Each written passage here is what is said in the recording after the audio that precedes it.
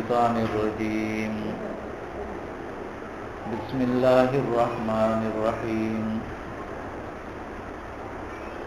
ألف لام ميم ذلك الكتاب لا ريب فيه هدى للمتقين الذين يؤمنون بالغيب ويقيمون الصلاة ومما رزقناهم ينفقون. سورة الفاتحة داغي تفسير او وضاحت سنات ذکر شو. سورة البقرة دا انتہائی اہم سورت دیر زیاد اہم سورت او نبی صلی الله علیه وسلم با صحابه کرامو توی او د نبی اسلام وینا صرف صحابو ته نو تر قیامت هر مسلمان د پاره چې سوره بقره ولې ځکه چې کوم کور کې سوره بقره لوستل کیږي شیطان داوی نه تختی او بیا ورسره داوی چې باطل پرست خلک د دې طاقت نه لري مقابله نشي کولای دیو جنا د شیطانی اثراتنا د خپل کور بچکولو لپاره جادو وغیرہ نه خپل کور بچکولو لپاره دا سوره بقره لوستل کور کې دا ډېر ضروری او نن څه ودا چې ډېر زیات دي نو دا غیر لپاره ښه طریقه غدا ده چې د دې صورت هغه اهتمام وکړي شي یو مجلس کې لکه مثال چې شروع دی وکړه نه نو ختمولو پورې ناسیا ختمې تبیا باز یو کس نشي کولای نو الله رب العالمین د انسان نیت ته ګوري دا حالات ته ګوري یو کس ته هغه څه مجبوری دا کې ناشته نشي په ملاس ته تلاوت ډډه باندې تلاوت یا وړو بول مسله دا وته مېس کې پاسي وګوره دا بعضي مسائل دا ذهن کې کېږي رب العالمین د انسان وخت ګوري او قران دا ذکر کړی فتقوا الله مستطاعتم د الله نو یریږي سورۃ استاسو وسوي نو دې مسلو کې رب العالمین انسان لا اجر ورکړي پورا دا یو حدیث دی چې انسان نه د بیماری په وجه او عمل پاتې شي والله ولا داغي پورا ثواب ورکړي لکه مثال روغ رمټو نو روزانه به 2 سپاره تلاوت کو اوس بیماری پیراله عجز نشي کوله نو الله پاک ولا روزانه غ 2 سپارو تلاوت ثواب ورکړي دا صحیح حدیث دی چې بیماری د وجه نه تپاتې شول الله تعالی درکې نو دیو جنا پکار دا چې صحت کې موږ ښه اعمال کوو چې بیماری رااله والله موږ لري ځواني پسې ګډاواله او خامخ راځي ګډاواله کې انسان هغه عملونه نشي کولای کوم چې ځواني کې کول او کوم کس ځواني کې کړي پابندۍ سره والله ولا ګډاواله کې مغلی کې څومره اوچته خبره تاسو په دې خبره خوشاله شئ کړئ او یقینا په دې خوشاله دل پکار دي بډاواله نه څوکلاتیږي نه که ژوندۍ نو اخیری سټیج بډاواله او بډاواله کې دومره اعمال نه کیږي څومره چې انسان ځواني کې کول شي والله پاک ول اجر بیا د ځواني د عبادت ورکي دا الله غټه مهرباني ده بل دا صورت چې ده دیتا رڼا والا صورت ویل شي د حدیث کې دا یو رڼا ده او چرته چې رڼا راشي نو تیار لري کی او علم رڼا ده جهالت تیار ده څه قسمه جهالتونه چې دي کنه داغي حل او علم قران او حديث دې تیر دې سره تیار لري کیږي جهالت اغل لري دې صورت کا حدیث کې د قیامت کې سورې ویل شي دا به سورې وي د انسان لپاره لکه وریاضو په شان لکه دا مارغان چې داغي یو کندک چې داغي مارغان دا به انسان د پاسه داسي او پړکی کی با نو دا قران لکه مختلف قسمه چیزونه او سفارش کې انسان د پاره غټ سفارش دا دی چې قران د انسان د پاره سفارش چې الله د بذل استلم دا د الله د کلام د سفارش دی دوی او د اوچت سفارش ته چې چا د پاره وشي په دې صورت باندې بعض صحابه کرامو ډیر وختونه غوښ کړي او داغه وجه بداوه چې دې کې څومره علمونه هغه به حاصلول او چې کوم ایتونه به وي داغه علم به حاصل کو بیا باغی عمل وکړو نو مخکې بلا نو په دې مو پریشان کیږي چې یو کس سبق کې اته کال او لګول لس کال او لګول مثلا د لس کالو شل کالو لګول نه ده یاره ما 15 کالو شروع کړل او نه ختمول نه شم دې ته مې پریشانی دې ته پکار ده چې یو کس سبق نه وای الکه ته هر څه لټه مباسي هر څه لټه ورکای یو د الله کتاب لټه نه ورکای خوراک د پاره داغي غټلو د پاره ټیم داغي خړلو د پاره ټیم داغي د خارجولو د پاره هم ټیم او د کلام د الله د پاره ټیم دی نو سو افسوس پدې پکار دی چې کوم کس پکې لګېدل دی کاغه لګوي کډیر وای پدې څه پریشانی نشته پریشانی پاغه کس تا چې هغه دې کې ځان لګی نه ګوره یو مسله ده بل یو کس دی هغه هجرت شروع کړ الله په لار او کوم ځای ته چې هجرت کی الله رسیدل نه دی په لار مړ شه نو رب العالمین ولا اجر د پوره هجرت ورکړي ته یو کس د سره اړو هجرت نه کوي دا څو ګوره دې مسلې ته وګوره یو کس قرآن شروع کړ ناظرات ترجمه وغیرہ باندې هغه سر ته نه رساو الله پاک ولا اجر د پوره قرآن ورکړي مې کې مړ شم انسان اجر ولا پوره قرآن ورکړي افسوس وکړه چې شروع نه وکړي په دې خبرو رسېږي الله رب العالمین دې موږ له توفیق راکړي چې څنګه طریقې سره قرآن سره موږ مشغول یو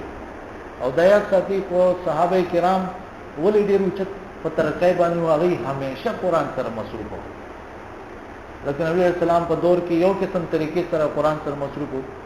او بکر صدیق رضی الله عنه دور کې څه کېدل قرآن حواله سره خلک په صحابه په څه کې لګېدل د قرآن حواله سره چاته څه پته شته معلومه ده تاسو ته سوچ نه دي راجمه کوي کنه یو دغه کې مختلف نسخې هغه جوړې کړل د عثمان رضی الله عنه دور کې به صحابه په دې باندې ولګول صرف یو نسخه جوړه کړل او ټول پاغي باندې ټول پاغي لګېدلې صرف یو نسخه جوړه شوله او هغه بیا مختلف ملکونو ته او جماعتونو ته هغه ولېږل شو نو صحابه ټول چې په دې باندې هغه وخت تیر کړی قرآن سره څنګه طریقې سره به مصروف او کلم چې د قرآن نه تعلق خلق هغه پرېخه دي نو مسائل هغه پیدا شي دا صورت مدنی صورت دی یعنی نبی علی السلام چې د مکې نه هجرت وکړو نو دا بیا نازل شوی او دا وخت کې د نبی علی السلام عمر هغه 50 کال دا عمر شروع شو دا باقی لږ کال زندگی چې واغې کې دا صورت لږ کالو کې لږ آیتونه نازل دي مدنی دور کې ټول وخت لږ کال کې دا صورت نازل شوی وخت په وخت مختلف آیتونه نازل دي تر دې چې دې کې روایت ده چې هغه نازل شو دا غي نه ورځې بعد نبی رسول الله وفات شو د دې اهمیت ته تاسو اندازو لګوي چې څومره غټ اهمیت ده دا لکه لخرې بدلی کنه د جهاد لخرې پاغي باندې یو کس امیر مقرره نو امیر باغ کسو چې هغه ته د سوره بقره یاد صحابه وی چې مونږ کې به یو کس ته سوره بقره یاد وا نو جد فینا هغه به مونږ کې یو لوی کس شمارل کې دی لوی شان بو داغه چې لکه دې صحابي ته سوره بقره یاد او اوس مونږه د پوره قران حافظ د پوره قران عالم قدر نه پیژنو ډېر لوی قدر احترام د داسې خلکو هغه پکار کله چې قدر نه احترام نه ادب نه نو انسان ته صحیح فائدہ نه نصیب کیږي دا دغه فائدې د پاره نه پکار د عالم د امام د شیخ د مفتی خپل فائدې د پاره دغه ادب پکار خپل فائدې لپاره دغه قدر او احترام هغه پکار او دا سنتونه ثابت مسلې صحابه څنګه قدر او احترام کړي بیا نبی صلی الله علیه وسلم مثال ګڼ کسان بو جنازې بغړې وي کسان با لحد کې خودلو نبی اسلام وی چې چاته قران زیات یاد دی اول هغه کې په ژوندونیوم د قران والا ډېر خیال ساتل په مړونی باندې د قران والا خیال ساتل ته په دې مسله ورته ځکه دا تاسو علم حاصل علم حاصلول دا اوچت یو لوی نعمت دی که دنیا کې د دې کرنسي مونږ ته پته نه یو ورځ را روانه ده کرنسي د دې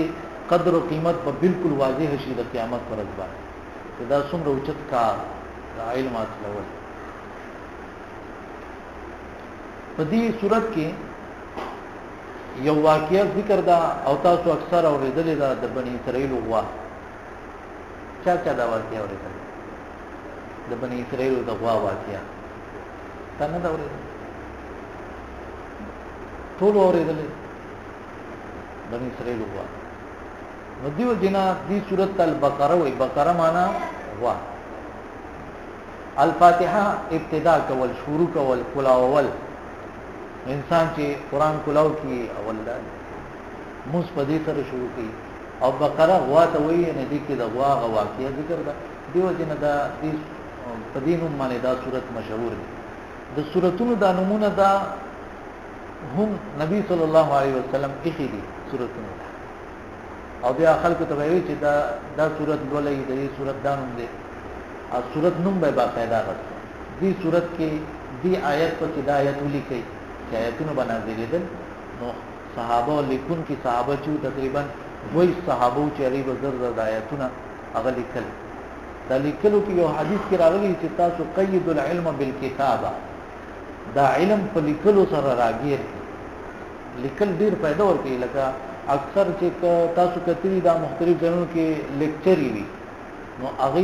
کاغذونه ورکړي بلبینونه ورکړي او هغه کې خاص خبرې چې هغه نوٹ کړي پوینټونه نوٹ کړي به رست په یو نظر په اوس غلي نو ذهن نشین په خطر طریقه باندې ما تاسو ته کې ویلو چې صحابه د درس نه بعد با تکرار کو یو بل سره داغي درس باره کې به خبرې اترې کو اوس خلکو ته دوره وخت نه ویني چې دا درس ووري دا غړ غنیمت ده مونږه دا کوم کسان چې درس ووري که بیا ورپسې کینی نه نو هم دوام د الله پاک غټ احسان دې چې الله توفیق راکړي څنګه دوره وګو چې کین او نور دې الله توفیق ورکړي ملګرو لچې آپس کې کینی او دا مذاکره مختصر طور باندې یو بل سره کې چې لکه نن درس کې خاص خبرې کوي په خبره ورسېږي دې سره به تاسو ته د درسونو ډېره ښه فائدہ ملوي او کنه بس اوري او زي نو بیا اکثر خلکو نه هیڅ نو ځین ته پوه شي په دې باندې نو کینا کریم الله به تر کینا وای نن درس کې خاص خبرې کوي اب تاسو وې تو باغ ته وای نو بیا غینه بعد زی دې سره با محبتون سیوا کیږي یو بل سره او علم بم ذکر بم ډیر خکی یو لږ 15 منټه سیوا ورکي درس نه بعد واسنه چې زه تداوم او تاسو بیا دې شته ټیم نه وته نو دی ولې سختی در باندې کوم چې خامخا کینې خو یو فائدې خبره مې تاسو ته وکړه چې دې کې ډېر زیاته فائدہ کله کله صحابه سحر بام به کې وي غیب الاناس او مسلې مسائل به یو بل سره بحث وي علم تذکری هغه کولی نو ډېر نا وخت بشي دې صورت کې ان شاء الله تقریبا د زندګۍ هر قسمه مسائل هغه راځي دا به دې څه احکام مسائل د کور جوړولو د ملک حواله سره د نکاح طلاق حواله سره جهاد حواله سره انفاق فی سبیل الله حواله سره توحید حواله سره رسالت حواله سره د قران او د رسول رښتینواله د دې حواله سره آداب په دې کې هغه راځي واقعات په دې کې ناشنا راغلي دي ډېر حصہ اته په دې کې مثالونه ډېر اوچت مثالونه په دې کې هغه ذکر دي دغه رنګي هغه واقعات په دې کې ذکر دي چې هغه کې دا خبره شوی ده چې په دنیا کې الله مړی ژوند کړي مړی ژوند دا غي ذکر به دې صورت کې راځي ډېر واقعات په دې کې ذکر شوی چې په یو موقع کې الله سب پاس او یا کسان ژوند کړي یو موقع کې الله مرغې ژوند کړي یو موقع کې الله یو مقتول چې قتل شو چا وجلو هغه الله ژوند دی یو موقع کې الله یو کس مړ کړی دی او سل کاله بعد یې را ژوندی کړ. داسې واقعات په دې کې به په دې صورت کې هغه به ذکر کېږي. بسم الله الرحمن الرحیم. د الله په نوم سره په برکت د نوم د الله سره مدد غواړم په شروع کولو کې په شروع کولو د تفسیر د دې صورت دی. یو انسان چې کوم کار کوي د بسم الله مقصد دی چې الله ستاسو مدد غواړم ستاسو په نوم سره دا کار شروع کوم. څه کار؟ لیکل کته کوي، کلوستل کوي، ګرځیدل کوي، سفر کوي، سوالای ته خېږي، هغه ټول هغه پکې شامل دي. مطلب ته نه راځي څه شروع کوم هلکه ته د الله په نوم سره شروع کوم. څه شروع کوي؟ چې کوم کار شروع کوي هغه ټول پکې مراد دي. نو موږ دې وخت کې تفسیر شروع کوو. موږ د الله نه مدد غواړو، الله دې زموږ مدد وکړي. الرحمن الرحیم چې ډېر مهربان زیات رحم کوونکی دی. د هندوانو یو کتاب لیکل دی او په هغې کې دا ویلي دي چې دا څنګه کتاب دی چې اول کې راغلی چې بسم الله الرحمن الرحیم، الله ډېر مهربان دی، ډېر رحم کوونکی دی. او په دغه بسم الله سره څاروي حلالوي، دا مسلمانانو غواګانې حلالوي، غواګانو باندې ډېر مین دي. هغوی وایي چې غوا او انسان برابر دي، بلکې ګاندي وایي چې غوا خو مور خو انسان له صرف 2 کاله پی ورکوي او غوا چې د همیشه پی ورکوي ډېر کلونه پی. یعنې مقصد دی چې غوا د هغې نوم ډېره قیمتي ده. دا د هندوانو ذهن دی او سوچ دی. خو که چېرته کې دا حیوانات ذبح کول دا نه وي، یاره وایي بسم الله الله اکبر وایي او غوا حلاله، دا خو رحم نه دی. تاسو دا وایي چې دا څاروي دا حلال څاروي دا دغسې پرېښودل رحم دی او که حلالول یې رحم. که دغسې پرېښودل نو هغوی به څه کېږي؟ کمزوري کېږي، ټپ کېږي. انسانان چې بوډاګان شي هغوی سنبالول ګران وي، نو دا غواګانې میښې چې دی دغسې پرېښودل او دا به یې سنبالول کوم ځای کې. خو بهرحال دا خلک نه پوهېږي په حکمتونو د دین اسلام باندې. او دا چې کوم دا زلزلې راغلې وي نو دلته څه خلک راغلي وو، خلکو سره به امداد کوو چې یاره دا غوړي دي او دا وړه دي، او ورسره خلکو له به یې ذهن هم خرابوه. نو دا به وي چې یاره زه تاسو خو ګناهګار یې، نو ستاسو دې واړو واړو ماشومانو څه ګناه کړو چې دوی په زلزله کې کور د لاندې رالل او مړه شول او دا هم زخمیان شول، دوی څه ګناه کړو. داسې عجیب عجیب خبرې به خلکو ته کولې، هغې له ذهن خرابوه. مونږ بیغمه پراته یو، دنیا کې دومره ډېرې فتنې دي، خصوصا انډونیشیا کې او داسې نور ملکونه دي، هغې کې ډېر په تیزۍ سره مسلمانان کرسچنان کېږي. تاسو ته پته ده؟ ډېر په تیزۍ. ولې؟ غربت ده. هغوی وله مالګه، چیني، اوړه، غوړي دا وله ورکوي، هغوی وله کارونه ورکوي، پیسې، بس هغوی اړېږي. ایکس مسلم مخکې دی وی مخکې مسلمان. نو بهرحال دا قسمه خبرې وی کولې چې تاسو وایئ چې بسم الله الرحمن الرحیم، الله ډېر مهربان دی. دا زلزلې ولې راولي؟ چې الله ډېر مهربان دی، دا زلزلې ولې راولي؟ الله ډېر مهربان دی، دا سیلابونه ولې راولي؟ دې خلکو ته دا روټي، کپړه، مکان او دا قسمه څیزونه صرف دا مهرباني ښکاري. دې خلکو ته جنت الفردوس مهرباني نه ښکاري چې یو کس الله په زلزله کې هغه کور پرې راوغورځاو، هغه مړ شو او د هغه عقیده صحیح وه، نو شهید دی که نه؟ شهید دی که نه دی؟ هغه له الله جنت الفردوس وایي، هغه له الله جنت ورکوي. دا غټه مهرباني ده او که نه دا غټه مهرباني ده چې یو کس له میاشتې لاک روپۍ ملوي او هلته یې جنت نه وي؟ تاسو نه رسېږي خبره. نو مهرباني، رحم، هغه یوازې صرف د دنیا نه دی، د آخرت هم دی که نه؟ دنیا کې به یو انسان کېدای شي ډېر پریشانو کې، خو هغه باندې حقیقت کې الله به مهربان وي. حقیقت کې به پې الله مهربان وي، د آخرت لوی لوی نعمتونه هغه له ورکوي.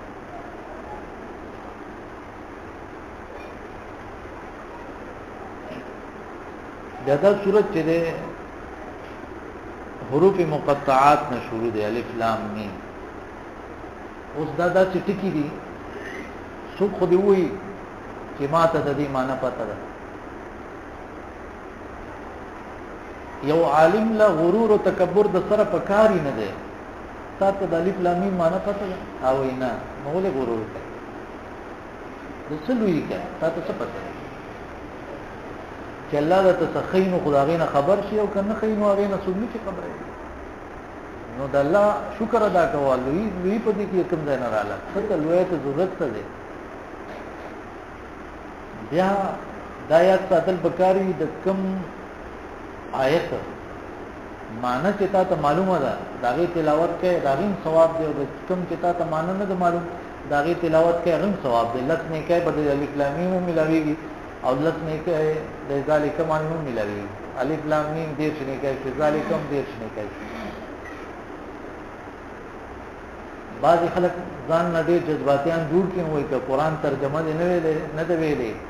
او قرآن تلاوت باندې ته ثواب نه ملایږي. ولې نه ملایږي چې کوم ټکی معنی نه پويږي هغه ثواب باندې ته ملایږي. الف لام میم ثواب نه ملایږي. مسله صرف دا ده چې یو کس هغه وایي چې رب اسمان ناظره ویل او د ترجمه وام نه ما ته ضرورت نشته دا کس په غلطه ده. ها یو کس ته هغه وایي ناظره وام ورپسې ترجمه به مو کنه یادېږي نو صرف ورته ریګم به پیدا پوراته پدري قرآن کې دي څه یو خبره زما ذهن کې کېږي لازمي نه چې تاسو ته د آیت یو ټکی معنی یاد شي یو ټکی معنی دې نه یادېږي او تاسو د استاد نه ترجمه وایي چې دوره خو ته پته ولګي چې قرآن کې دي څه مسلې بیان شوي دي څه احکام دي په دې کې کوم پیغمبران واقعات په دې کې راغلي دي په دې خبره ورسېږي نو دې ته مو پریشانی کېږي چې ما ته نه یادېږي نه دی یادېږي لته دوره خو ته پته ولګي قرآن کې څه دي. بیا صفایدی د دې علماو ذکر کړی لکه مثال یو فائدہ دا ده چې ګوره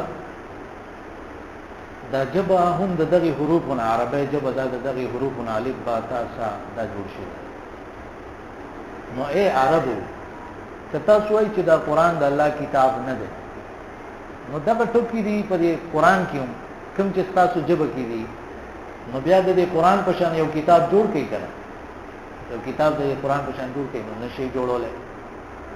معلومه شو دا الله کتاب انسان نه جوړ کړی که انسان جوړ کړی وي نو تاسو به جوړول شي دا تاسو نشي جوړول. نورم فواید هغه ذکر کړی لکه چاویلی چې دا حروف مقطعات چې نو دا د سوراتونو نمونه لکه دا د سورات نوم شي چاویل چې دا د قرآن نمونه دي چاویل چې دا د الله نمونه دي. نور پیدي هغه په کې شته ده لکه یو ټکی نه مطلب راغلی چې لکه الف الله شو لام جبريل شو میم محمد شو صلی الله علیه وسلم چې الله رب العالمین د جبريل علیہ السلام په ذریعہ په محمد صلی الله علیه وسلم دا کتاب نازل کړی. یا الف اول شو لام لازم شو او میم مسلم شو چې اولنې لازمی چیز په مسلمان باندې هغه دا کتاب اولنې لازمی چیز په مسلم باندې مسلمان باندې هغه دا کتاب دی دا قرآن دی او دا یو کم دیر شو سورتونو سر کې دا حروف راغلي دي ته حروف مقطعات او په 15 قسمه باندې راغلي دي لکه بعض ځایونو کې صرف یو ټکی راغلي قاف والقرآن المجید نون والقلم وما يسطرون. بعض ځایونو کې دوه ټکی راغلي لکه حامیم شو. بعض ځایونو کې درې ټکی راغلي لکه الف لام میم الف لام را. بعض ځایونو کې دا څلور ټکی راغلي لکه الف لام میم را الف لام میم صاد. بعض ځایونو کې 15 راغلي کاف ها یا عین صاد. مختلف طریقو سره دا راغلي او د عربی دا ټکی چې کنه الف با تا سا جیم ها دا 28 دي. حمزه او الف چې څو جدا و سره شماري نو بیا 29 وایي دا اته 28.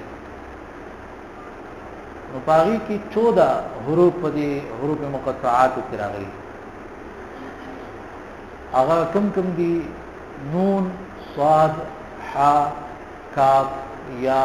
میم لام ها سین را قاف الف طا عین دا څوارلس قسمه ټکي چې دي دا په حروف مقطعات کې استعمال شي دا غي بیا خپل فواید دي چې هغه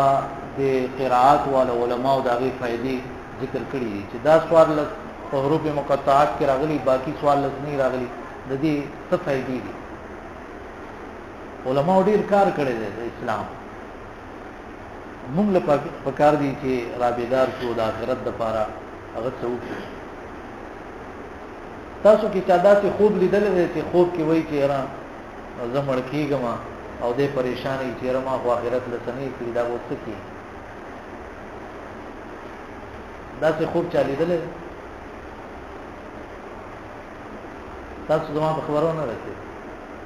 لکه داسې خوب چا لیدلی چې را خوب ویني هغه کې دې مړ کېږي او ملائکه څخه راځي او دې اوس پریشان دی کلمې او اذکار او غیر شروع کی ور طرف پریشان دي چې را دا خو اوس زمانہ ساوزي او بس کی څه ختمه ده او بیا مهلت نشته ده دا اوس څه کیږي ما خو سنې کمالون دي کړی او ګناګارون ډیر زیات دي او دې کې څوک را پېسې یا خپل راځي چانه دې لیدل راځي لیدلې وای څوک وای تاسو لیدل ها خپل ځان هغه به مخ کې دي اوس په نه مخ کې څه کما ده څه جوړ اوس خو ته مړ نه اوس خو ژوندې دا خوب تعبیرونه چاته څو خو ویني ماته وایي چې دا څه جواب دا کاته مې دا ډېر مخ کې لیدل برحال دا خوب کې کچرته کې انسان لدا چې یو خوب رااله دا یو خوبي چې انسان را بيدار که خوب نه په وی خبره خو سوچو کوي کنه اوس کې ناسا په مونږ مړشلو او بیا روح نه واغستل شي او بیا د خلک چې دنو یو خبر په ټلیفون نو شي پلان کې مړ شو اوله کفن راخلا ولا صابون بندوبست کوو د تختر اخلا او دار اړه لامبو ولې دی او کفن دی بیا بوتل دی او بیا قبر کنستل دی دا د انسان سوچو کې کنه نبی اسلام چوي چې ذکر اکثر مرګ یاد ساتي نو داغه مطلب دا نه چې ته دا کوه چې مرګ برازي مرګ دا سوچ کوه دا ټول سوچونه وسر کوه د کفن سوچ دی کوه دا تخته دا غسل داغه سوچ کوه دا غسل سوچ کوه دا لحد سوچ کوه خار در باندې اړول کیږي داغه سوچ کوه بیا چې आवाज پاتې شي ټول د واپس راشي داغه سوچ کوه دي ته وې د مرګ یاد ملائکه سوال جواب لراځي دا غي سوچ کوه دا د مرګ یاد دي ته ویل کی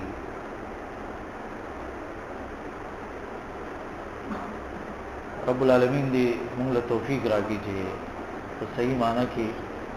هغه مسلمانان او مؤمنان جوړ شو کوم چې قران او حديث کې ذکر الله پاک دې زموږه خطایانه ګناهونه هغه معاف کړي ډېر ګناهګار یو والله پاک دې خپل خصوصي فضل او رحم سره چې الله الرحمن الرحیم دې الله ته توبه وباسو او الله بخنه غواړو الله دې موږ ته بخنه وکړي اقول قولي هذا استغفر الله لي